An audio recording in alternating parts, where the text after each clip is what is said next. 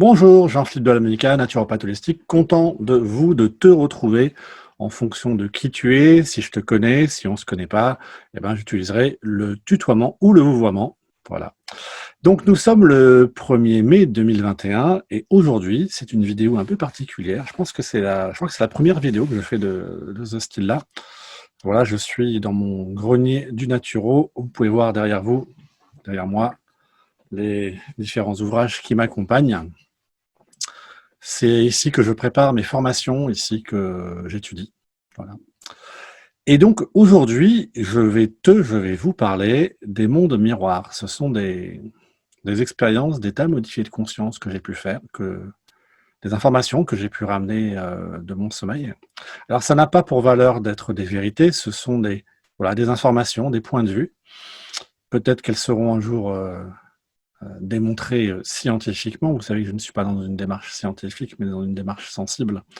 Une démarche de perception de la réalité à travers la conscience, une approche énergétique et non pas une approche scientifique, rationnelle. Ce n'est pas du tout ma démarche. Alors on y va. Je vous livre les notes que j'ai pu prendre ce matin à mon réveil et puis au fur et à mesure, je serai amené à les commenter. Restez bien jusqu'à la fin parce que j'ai des choses importantes à vous dire. Ça, c'est ce que font les youtubeurs, de penser à mettre le pouce bleu, à liker, à vous abonner à la chaîne. Vous l'avez compris dans mes vidéos, je fais pas trop de marketing, de communication. Donc voilà, j'en fais appel à j'allais dire à votre bon cœur, à votre bon sens. Si ça vous parle ce que je dis, partagez-le.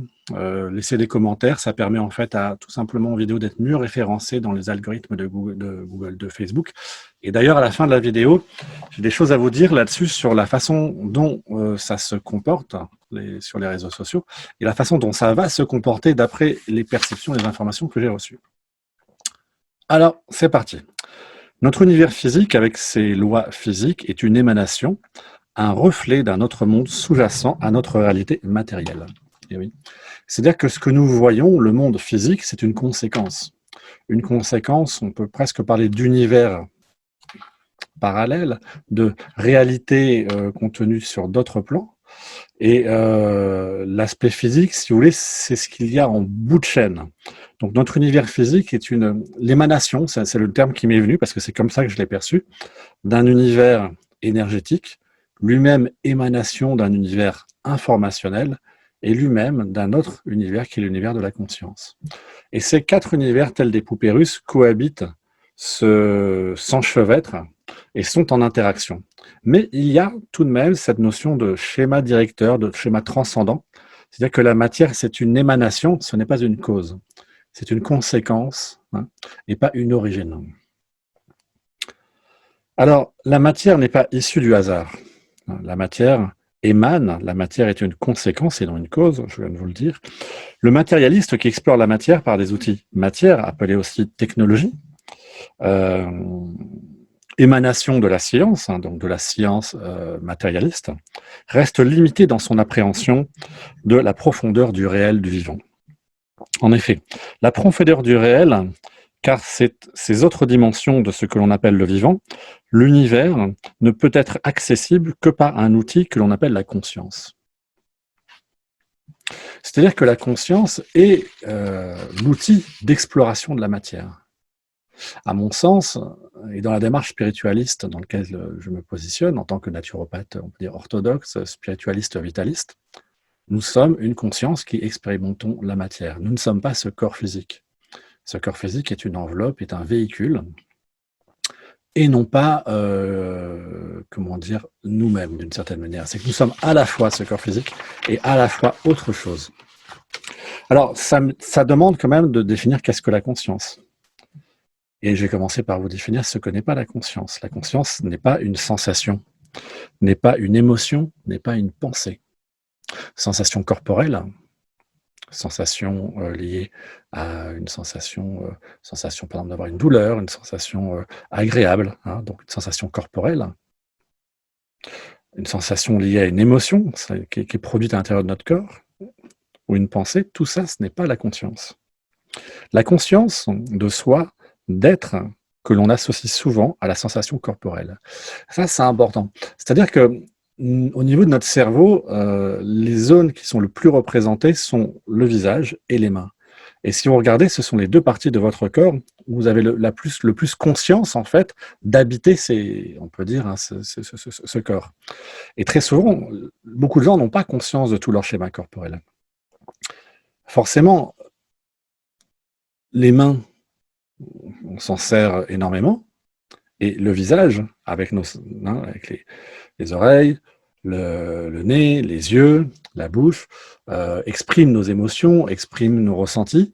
Et donc, on a tendance à s'identifier à notre tête en pensant qu'en fait, notre conscience, elle est dans notre tête. En fait, notre conscience, elle habite tout notre corps. Le piège, c'est l'identification, en fait. L'identification à la matière, l'identification à sa matière, l'identification à son rôle social, l'identification à je suis. Oui, donc moi, par exemple, je pourrais m'identifier à je suis Jean-Philippe, un homme voilà, de 47 ans qui a fait ceci, ceci, cela. Je suis naturopathe, je suis papa, je suis chef d'entreprise, je suis permaculteur, je suis, je suis, je suis. Et à chaque fois, on va s'identifier à ces rôles. Et ce qui est paradoxal, c'est que dans la démarche spirituelle, une des grandes clés, c'est de travailler sur la désidentification pour pouvoir accéder justement à un état de conscience modifié.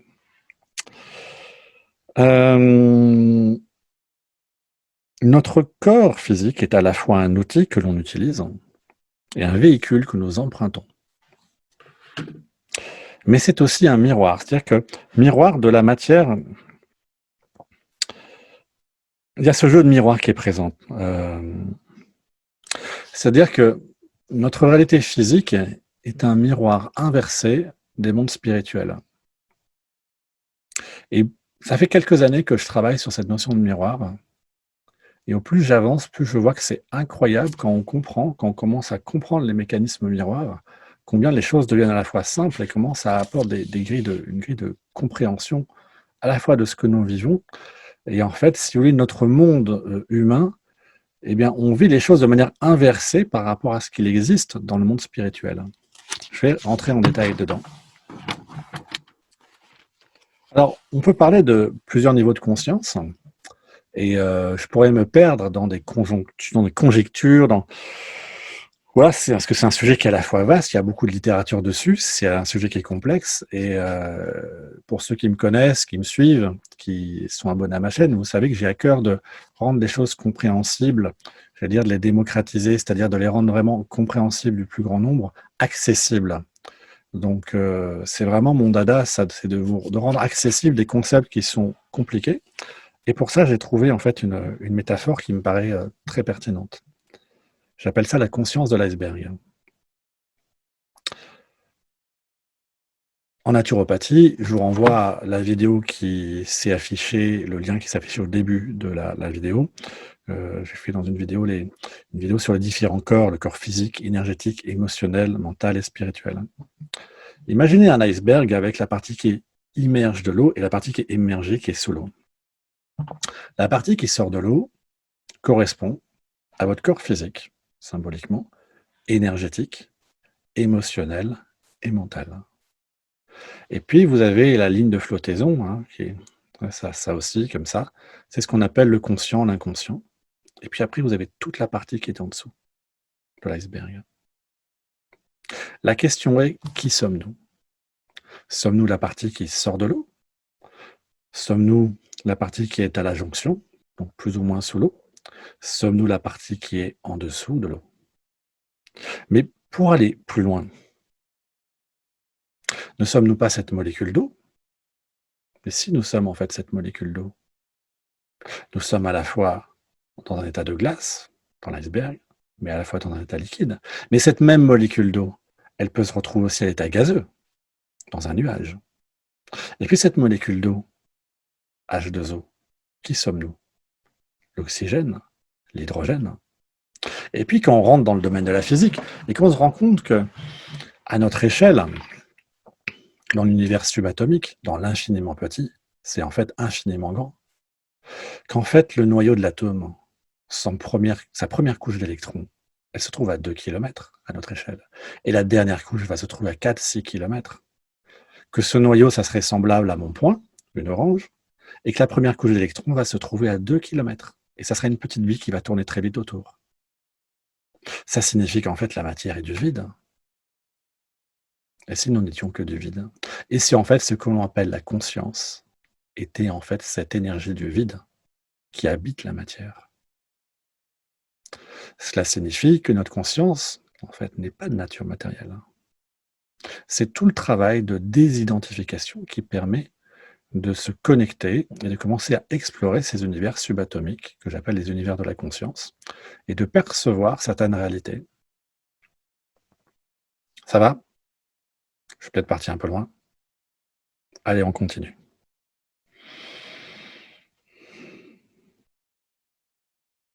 En fait, chacun de ces corps a un niveau de conscience qui est différent. On a une conscience corporelle, physique. Au niveau physique, notre corps physique, c'est l'héritage génétique de nos parents et des 7 générations qui nous ont précédés. C'est-à-dire que tu portes, vous portez en vous l'information génétique de 7 générations qui vous ont précédé.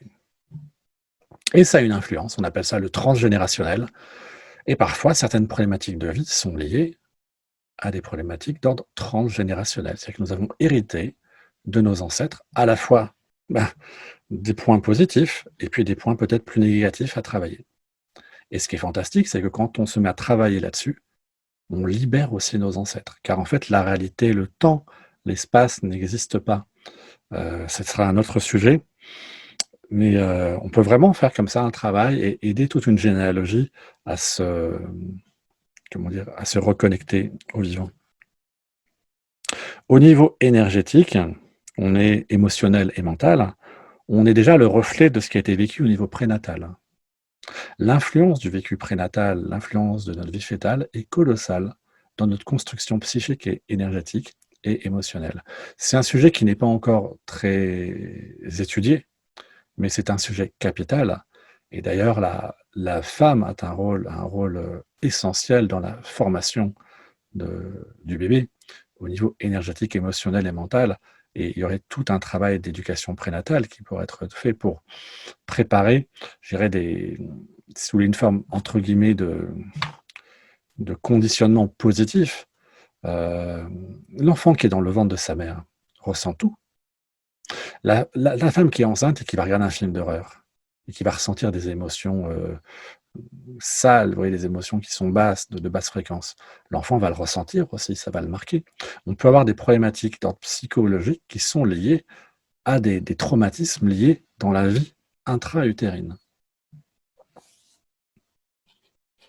Et puis il y a cette notion de karma, de vie antérieure, qui est aussi à prendre en compte. Qui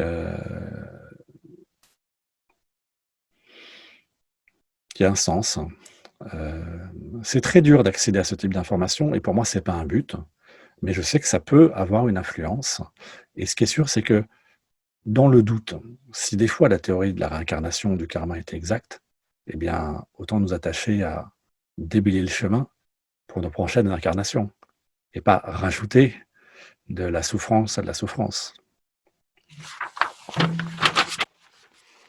Et puis on parle après des différents états de conscience supérieure. On peut parler de... Alors, il y a plein de termes hein, selon les traditions. On peut parler de la conscience transcendantale, de la conscience christique, bouddhique, puis l'état de conscience ordinaire du quotidien, et puis aussi des états de conscience un peu végétatifs, hein, pour des personnes qui ont une vie assez végétative, qui végètent, ou des gens qui ils pensent peu, ils mangent, ils dorment, ils consomment, ils sont derrière un écran. Et actuellement, ce à quoi on assiste, c'est en fait si vous voulez, le taux vibratoire de l'humanité est en train d'être abaissé par ces technologies du numérique, qui, à mon sens, devraient être utilisées pour augmenter le niveau de compétence des individus, nous faire grandir. Vous voyez, pour moi, là, j'utilise YouTube comme outil pour te parler. On ne se connaît pas, et peut-être que les mots que j'utilise, peut-être que les vidéos que j'ai fait, je pense à la prophétie des Andes ou celle que j'ai faite sur la naturopathie, peut-être que ça va t'aider dans ta vie. Et à mon sens, cet outil formidable qu'est l'Internet, qu'est le monde du numérique, devrait être utilisé pour élever l'humanité. Sauf qu'aujourd'hui, c'est utilisé dans une direction de faire baisser le taux vibratoire des individus. Et c'est dommage, parce qu'en fait, ce n'est pas l'outil qui est en cause, c'est la manière dont il est utilisé. Donc on peut aussi parler de conscience corporelle, bien sûr, de conscience émotionnelle, de conscience intellectuelle. Tout en sachant qu'en fait, nous avons un niveau de conscience supérieur, c'est-à-dire qu'on peut accéder c'est au-delà de la pensée ce dont je vous parle, c'est en fait, pour pouvoir accéder à des états modifiés de conscience, ça demande d'avoir un mental qui soit posé, donc ça demande en fait de ne plus penser d'une certaine manière, en tout cas d'avoir un mental apaisé, d'avoir les émotions qui sont aussi, stabilisées, qui sont le cœur en paix et il y a une notion de lâcher prise qui est présente, de non vouloir. Je sais que moi, par exemple, je ne choisis pas les informations que je vais voir, les perceptions que j'ai. C'est, naturellement qu'on va m'emmener, qu'on va me guider d'une certaine manière pour me montrer certaines choses. C'est toujours très dur après d'exprimer et de ramener ces choses, surtout derrière une caméra. C'est pour moi beaucoup plus facile si j'ai quelqu'un en face qui va me poser des questions et où je vais aller chercher les informations. Là, ça va sortir. Voilà. Donc ça me demande un certain effort d'être derrière ma caméra. Voilà. Et de partager cela avec vous. L'humain est endormi dans la matière. Vous pensez être réveillé, mais en fait non. Mais non éveillé, nous dormons. En fait, nous sommes dans un état de somnolence. D'un point de vue de la conscience, nous sommes endormis à la réalité réelle de l'univers, à la réalité réelle de la vie. Ça, c'est quelque chose que j'ai vraiment perçu lors de ces voyages de la conscience, c'est-à-dire cette, cette sensation que ce monde et le monde de la conscience est plus réel et plus vrai, et qu'en fait, le monde matière dans lequel on vit, eh bien, la conscience s'endort, si vous voulez, dans la matière parce qu'elle se densifie. Et en fait, nous sommes endormis. Actuellement, vous dormez. Vous m'écoutez, mais vous dormez. Le film Matrix est très très bien pour ça. Ils l'ont très très bien exprimé. On a comme ça plusieurs films qui expriment ce type de réalité. Et c'est important à mon sens, de s'en rendre compte, d'en avoir conscience pour commencer peut-être à s'éveiller à une autre réalité. Car je pense que les changements qui sont devant nous, en tout cas pour une partie de l'humanité, c'est ce grand réveil de la conscience dans la matière pour un nouveau rapport au monde. En fait, c'est une reconnexion, si vous voulez, de l'état de conscience dans la matière aux autres plans énergétiques, spirituels. Par exemple, le jour où vous commencez à communiquer avec des végétaux, à prendre conscience qu'ils ont aussi qu'il y a une intelligence derrière, le jour où vous commencez à entendre, à ressentir la souffrance animale, l'holocauste, hein, que l'humanité fait subir au monde des animaux, forcément votre comportement change. Vous voyez? Cet ordre-là, en fait. Quand je vous parle d'éveil de la conscience, c'est pas une démarche intellectuelle où on va lire des livres, où on va se gargariser de grandes théories. Non, c'est un vécu, c'est un ressenti intérieur, c'est une conviction que même si c'est pas démontré scientifiquement, eh bien c'est pas grave parce qu'en fait, quand on voit ce qu'a fait la science de notre planète, est-ce que vraiment on peut accorder du crédit à ces gens-là qui sont comme des enfants gâtés qui jouent en fait avec le feu? Et, euh, et voilà. Donc, je vais reprendre mes notes parce que je ne sais plus où j'en suis. Donc, je vous disais, la conscience s'endort dans la matière. Le miroir inversé, qui est le monde matériel, nous illusionne et nous plonge dans un songe hypnotique. Ouais, ça, c'est très fort quand je l'ai perçu, ça. Le miroir inversé de la matière de ce monde nous plonge dans un songe hypnotique. Mm. Et on est comme fasciné, si vous voulez. On est fasciné par ce monde matériel et on s'identifie à la matière. Jusqu'au point de développer des philosophies matérialistes, qui est en fait l'amour de la matière. Le matérialiste est un spiritualiste qui s'ignore, mais le matérialiste est avant tout quelqu'un qui, dans sa quête d'absolu, pense que la finalité est la matière. En fait, c'est une quête de Dieu. C'est exactement la même chose, mais sauf que c'est inversé. Je vais vous donner des exemples, des métaphores pour vous essayer de vous faire percevoir cette notion de monde inversé dans lequel nous vivons. Donc la conscience s'endort, s'oublie dans la matière. Et puis après, ben, on a un mode de vie hein, qui fait qu'on s'oublie encore plus avec les drogues, avec l'alcool, euh, voilà, avec les préoccupations. Donc on est préoccupé avant même d'être occupé. Et puis on est préoccupé par plein de choses. On a plein de tâches à faire que l'on fait sans conscience. Et pourtant, on peut travailler intérieurement pour que, justement, dans ces tâches du quotidien, un peu, si vous voulez, c'est comme si on était descendu dans un trou et qu'en fait, voilà, on essayait, alors soit on se perdait dans ce trou et on s'identifiait au ce trou et on était dans les profondeurs d'une cave, les profondeurs d'une grotte, et on tâtonne euh, en cherchant un petit peu de lumière, en cherchant à comprendre comment ça marche. Et en fait, cette lumière, elle est intérieure, elle vient de nous. Et puis, une fois qu'on connecte avec cette lumière intérieure, eh bien, on commence à trouver le chemin pour remonter. C'est-à-dire qu'il y a à la fois une partie de nous-mêmes qui reste dans la grotte, c'est le plan physique, mais on va recréer des liens par la conscience avec d'autres plans pour pouvoir remettre de la lumière, remettre du sens aussi à ce que nous vivons.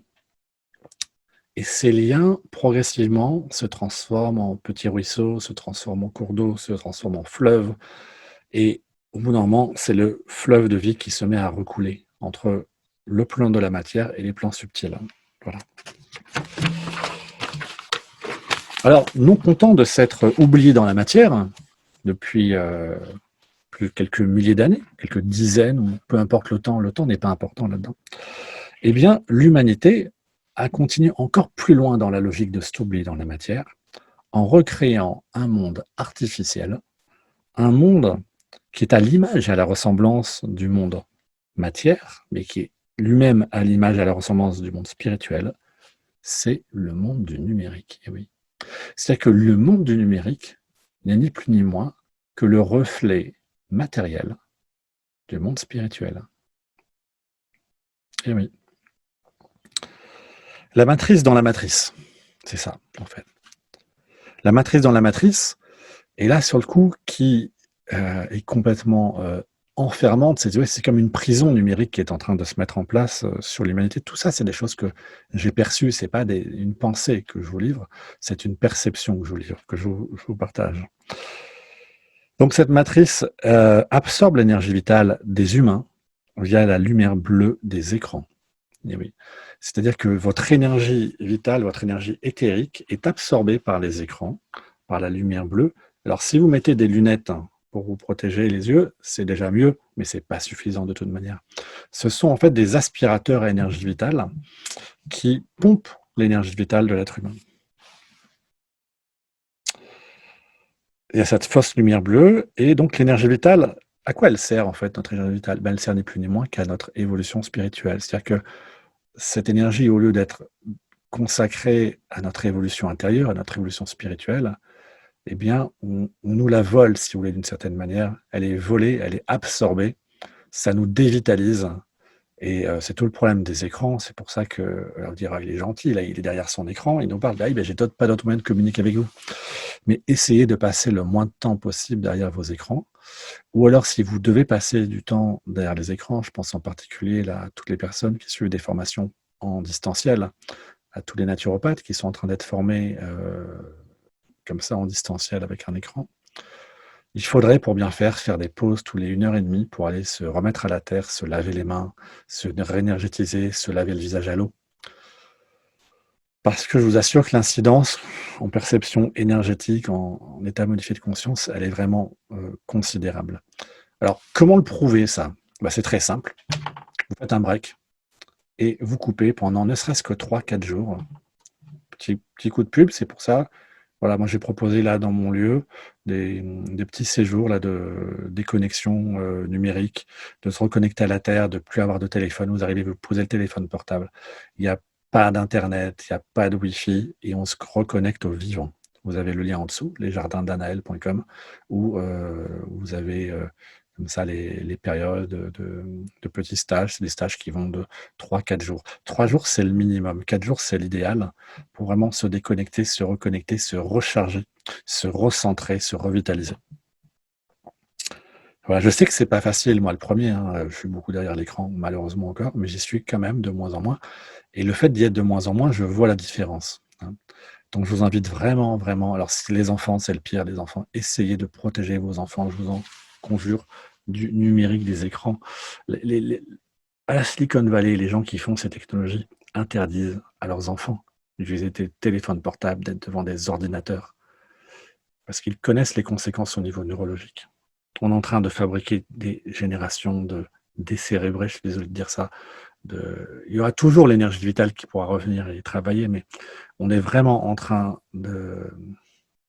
Je ne vais pas dire que c'est un génocide, mais du point de vue de la conscience, c'est un véritable travail d'asservissement qui est en train d'être mis en place. Et c'est une vaste prison qui est en train de se refermer sur l'humanité. Voilà, il fallait que je le dise. Donc ça dévitalise, ça déshumanise l'humanité, ça nous plonge peu à peu chaque jour dans cette matrice artificielle, dans ce monde dans le monde, hein, qui n'est pas réel et qui n'est pas lié à la vie. Ce monde dans le monde déshumanisé nous fait plonger dans une réalité virtuelle, encore plus virtuelle que notre réalité matérialiste. C'est-à-dire que le monde déjà dans lequel on vit, le monde de la matière, est d'une certaine manière une réalité virtuelle des plans spirituels. Donc déjà, c'est compliqué comme ça. Mais si en plus on nous projette et on se laisse projeter dans un monde virtuel numérique, alors là, c'est pire, parce qu'on est encore plus déconnecté, vous voyez. Donc déjà, quand on s'incarne, on se déconnecte des plans spirituels. Mais si en plus on rajoute un autre monde derrière qui nous déconnecte encore plus, franchement, c'est pas drôle du tout, parce que là, c'est pas cool du tout. Donc ça serait bien que ça puisse changer un petit peu. Donc ce monde dans le monde nous fait vivre par procuration. Une vie fantasmée, une vie idéalisée. Je vois bien comment ça marche, les réseaux sociaux, les échanges des gens, tout est faux. Tout est faux. Imaginez un peu la perte de connaissances, la perte d'intelligence qu'il y a. Moi, je suis né en 74, il y avait la dictée de Pivot, il y avait Apostrophe, il y avait des émissions où il y avait des gens qui discutaient, où il y a des gens qui étaient capés.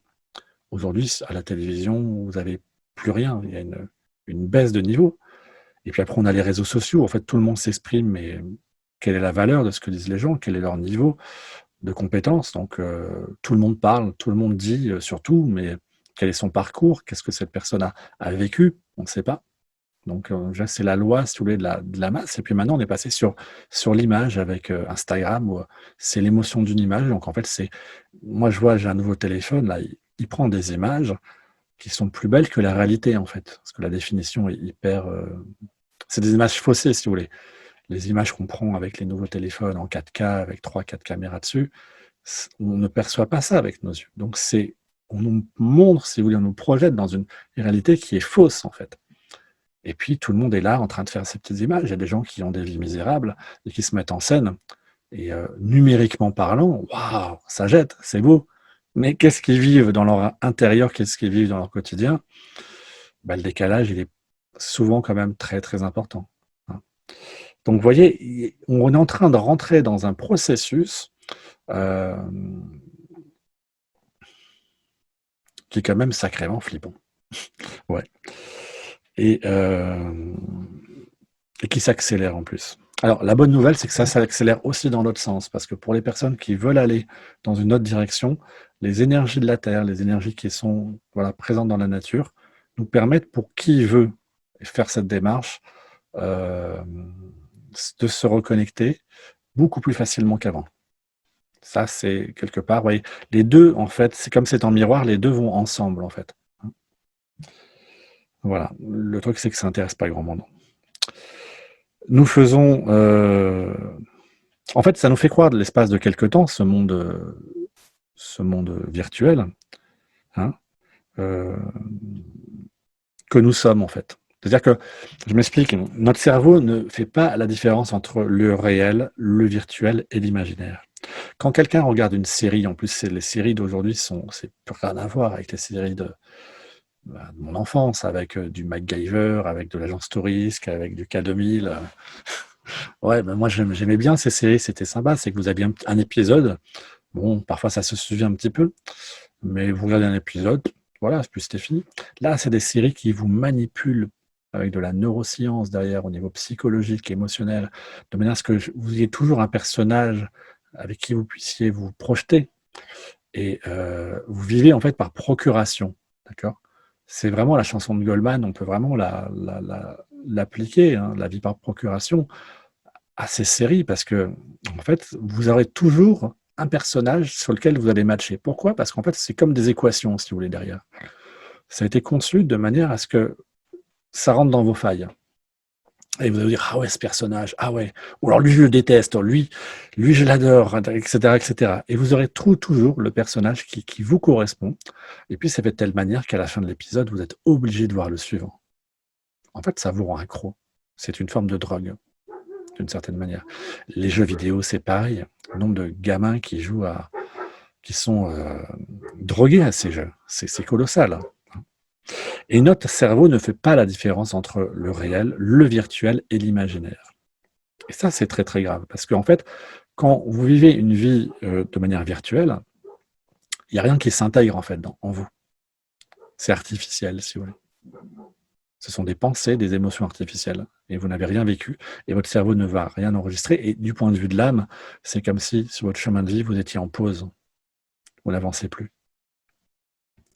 Par contre, lorsque l'on lit un livre, souvenez-vous, lorsque vous lisiez des livres, je dis ça parce qu'aujourd'hui les gens ne lisent plus. Un bon roman, c'est votre cerveau qui va construire le film. Ça fait travailler votre imaginaire. Alors, c'est une forme de réalité virtuelle, mais votre cerveau travaille. Et le fait que votre cerveau travaille, que vous fassiez l'effort de lire, eh bien, il y a quelque chose qui se passe en vous et vous intégrez une partie de l'information. Nous sommes actifs, si vous voulez, quand on lit. Alors, surtout, de grâce, ne lisez pas sur des liseuses numériques. Lisez avec des vrais livres. Ça sera le sujet d'une prochaine vidéo. Ouais, il faut que j'en parle aussi, ça. Donc, le virtuel, le numérique, nous rend passifs. Il n'y a pas d'apport. En fait, ça nous prend, si vous voulez. C'est une illusion dans l'illusion. C'est la Maya dans la Maya. Par exemple, vous pouvez regarder des centaines de vidéos sur la permaculture. Et puis, le jour où vous vous retrouvez sur un terrain avec une poche et une pioche, une pioche veut dire une pelle, au bout de 10 minutes, vous avez mal de partout et vous vous rendez compte qu'en fait, non, vous n'avez rien intégré parce que vous n'avez rien vécu. Le vécu passe par le neurosensoriel ou passe par l'expérience de la conscience, mais ne passe pas parce que vous regardez. Et c'est le grand piège dans lequel on est. Je vois, il y a plein de gens qui disent: «Ah oui, la permaculture, je connais tout». Ah bon, t'as planté, t'as fait quoi? Ils n'ont rien fait, mais ils ne connaissent pas. Pour connaître deuxième naissance, il faut pratiquer. C'est la pratique qui va faire que vous allez intégrer les choses. Sinon, ça reste au niveau intellectuel et c'est ce que j'appelle de la consommation d'informations ou de la masturbation intellectuelle. Ouais, on peut l'appeler comme ça.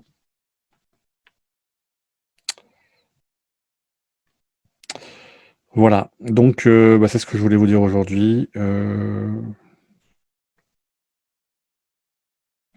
Ouais, on va faire un petit point en fait de la conséquence de la projection de notre conscience dans le monde virtuel, hein, donc au niveau physique.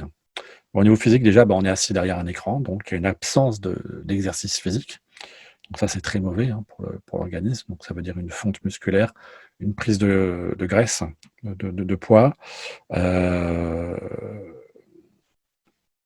corps physique, en fait, dans cette dynamique-là, n'est plus qu'un support biologique, en fait. Hein, donc il sert à pas grand-chose. Hein. On n'a plus besoin de son cœur. Donc voilà, la personne derrière son écran en permanence et se sert à minima de son corps physique. Voilà. Ça fait souvent des gens qui ont des grosses têtes et un petit cœur, vous voyez. Et on le voit dans l'évolution de l'humanité. On a vraiment un changement physique. Regardez les nouvelles générations, ça pourrait faire ça un long sujet. La diminution de la testostérone, la diminution de la qualité génétique qui s'exprime.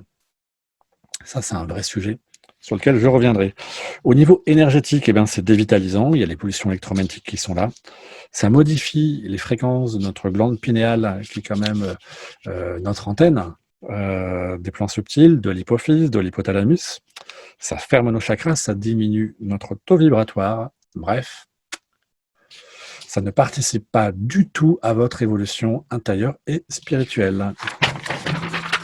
Au niveau émotionnel, ça nous coupe de notre ressenti, ça diminue nos échanges avec le monde réel, ça nous rend dépendants des petits likes, des petits commentaires, des petits cœurs, etc. Hein. Et ça nous maintient dans une forme d'isolement. Aujourd'hui, les nouvelles générations ont beaucoup moins de contacts que nous, on pouvait avoir. Par exemple, de ma génération, encore une fois, je suis dans 74, sortir avec une fille, c'était l'emballer, hein, lui rouler une pelle, aller se balader avec elle, partir au ciné avec, se voir physiquement et se découvrir. Aujourd'hui, sortir ensemble, pour les nouvelles générations, pour certains d'entre eux, c'est échanger sur les réseaux sociaux. Il n'y a plus de contact physique. Vous voyez ce qui est en train de se passer? Je sais que vous êtes peu nombreux sur les jeunes à me suivre, hein. Quand je regarde la moyenne d'âge, vous avez entre 40 et 60 ans, hein. Mais vous vous rendez compte, hein, de tout ça parce qu'on a pu, nous, voir comment le monde il avait évolué. Et les conséquences de ce qu'on est en train de vivre depuis 1 an avec ce confinement, avec cette bascule de notre vie dans le numérique, sont colossales. Il y a vraiment un avant et un après.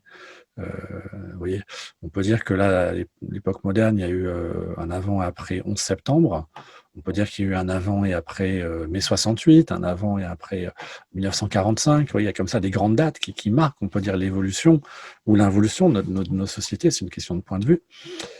Là, 2020-2021, basculement de notre monde dans le numérique, confinement, reformatage complet de l'humanité, parce que c'est un reformatage à laquelle nous assistons, qui n'est pas dû au hasard. Je ne vais pas rentrer dans le théorie complotiste, mais quand on cherche un petit peu, il y a quand même une volonté derrière de reformater, de réorganiser pour nous faire basculer dans du 100% numérique.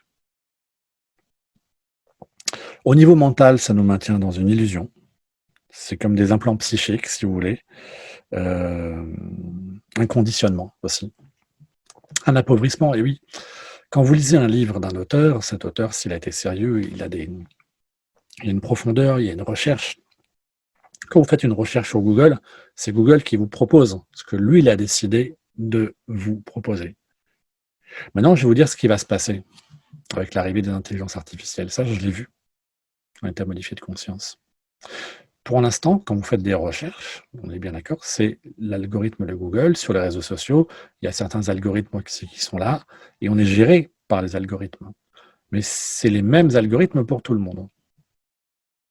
Là, ce qui va arriver très prochainement, c'est que ça va être des algorithmes liés à des intelligences artificielles qui vont vous profiler et qui vont vous donner des informations pour vous, entre guillemets, rééduquer, pour faire de vous des bons citoyens et que vous soyez dans une certaine norme. C'est-à-dire qu'en fonction de tout un tas de calculs, etc., eh ben, l'algorithme, l'intelligence artificielle va vous proposer sur YouTube de voir telle vidéo parce que c'est bon pour vous, pour corriger votre façon de penser, corriger votre comportement, etc., etc. Donc là, on va aller encore un cran au-dessus dans la manipulation. Et c'est pour dans pas très longtemps, et en fait, on va même pas s'en rendre compte. Vous avez remarqué que, en fonction des vidéos que vous regardez, YouTube vous propose des vidéos. Le but étant de vous capter et que vous restiez le plus longtemps possible derrière l'écran. Pourquoi? Pourquoi est-ce qu'il faut que les humains passent du temps derrière leurs écrans? Posez-vous la question. Pourquoi? Au niveau spirituel, et pour moi, je pense que là, c'est la réponse, en tout cas, c'est un élément de réponse que j'apporte. Ça nous détourne de notre chemin de vie. C'est-à-dire que quand vous êtes dans le monde numérique, vous n'êtes plus dans votre vie. C'est artificiel, c'est faux. Ça vous détourne de votre mission de vie. C'est comme si vous mettiez en fait votre incarnation en pause. Alors, d'un point de vue de la conscience, c'est pas si grave parce que le temps n'existe pas. Mais d'un point de vue de votre incarnation, en fait, c'est comme si, imaginez que l'incarnation, c'est une partie de jeu. C'est un jeu, hein, d'accord, comme vous jouez à Mario, vous jouez à Street Fighter, c'est des vieux jeux, je suis désolé, mais je connais pas trop les nouveaux. Ou à Warcraft, par exemple, bon, et vous avez votre petit personnage, et ben, ce que vous appelez votre personnalité, votre jeu, J-E, et en fait, c'est un J-E-U-X. Et bien, quand vous basculez dans le numérique, ça vous bloque. Vous restez à un stade, vous passez pas à l'étape d'après. Vous restez au même niveau, et c'est comme si votre petit bonhomme, il bougeait plus, en fait, vous voyez? Vous êtes dans Pac-Man et ça bouge plus. Votre petit bonhomme, il reste là. Et il attend. Et il pense qu'il continue à bouger dans le jeu, en fait. Mais en fait, il bouge pas. Ben, c'est à peu près ce qui se passe. Et pourtant, cette technologie du numérique, pour être mis au service de la connaissance. Moi, c'est ce que je souhaite. Imaginez maintenant qu'on inverse les choses et que d'un coup, en fait, toute la technologie soit mise au service de la connaissance, de l'évolution spirituelle, de voilà, de monter en compétences, qu'on arrête de mettre, plein de vidéos qui servent à rien, en fait, juste à distraire les gens sur YouTube. Les plus gros youtubeurs sont des gens qui qui racontent rien, en fait. C'est ça qui est drôle. Voilà et on peut imaginer que ça puisse changer et moi, je pense que ça va changer. En tout cas, j'ai cet espoir. Je me dis: «Peut-être que» voilà et à ma manière, j'essaie d'apporter quelque chose d'une manière, comment dire? Voilà, avec mes petits moyens. Voilà, voilà, bah, écoutez, je vous remercie pour, votre écoute, hein, faites-moi des commentaires, ça m'intéresse d'interagir avec vous, c'est toujours intéressant. Si vous avez des questions aussi, si vous avez envie que j'aille dans telle ou telle direction, parce qu'à plusieurs moments, je vous dis: «Tiens, ça, je vais en parler, ça, je vais en parler», si vous avez envie que, entre guillemets, j'essaie d'aller explorer un certain domaine. Voilà et puis, ben, je vous souhaite une belle journée et à bientôt. Bye bye.